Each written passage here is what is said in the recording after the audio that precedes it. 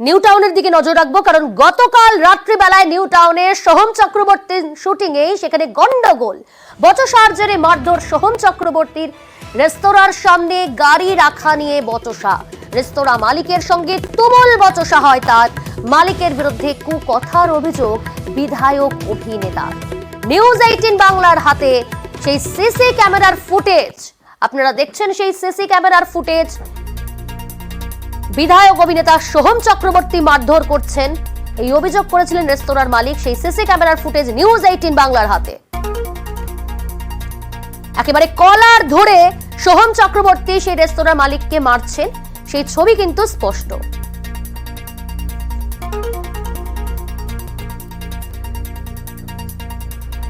রেস্তোরাঁর মালিক কি বলছেন, তার কি অভিযোগ, শুনুন আপনারা।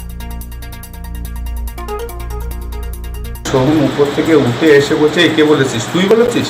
হ্যাঁ, কেউ কোনো পরিচয় জানলো না, কিছু করলো না, সঙ্গে সঙ্গে আমার বুকে কলার ধরে এইখানে একটা ঘুষি মারলো। ওদের কিছু স্টাফ 7-8 জন আমাদের রেস্টুরেন্টের টি শার্ট পরে রয়েছে, সবাই চিনতে পারছে রেস্টুরেন্টের স্টাফ, তাদেরকে ধরে ধরে মারছে। একজন অভিনেতা এবং এমএলএ, একজন জনপ্রতিনিধি এইভাবে একটা সাধারণ মানুষের সঙ্গে যদি ব্যবহার করতে পারে, গায়ে হাত তোলে, তাহলে উনি কিসের প্রতিনিধি? চক্রবর্তী তার বক্তব্য যে অভিষেক বন্দ্যোপাধ্যায় সম্পর্কে কুমন্তব্য করছিলেন, কথা বলছিলেন ওই রেস্তোরাঁর মালিক। কি বললেন সোহম চক্রবর্তী, শুনুন।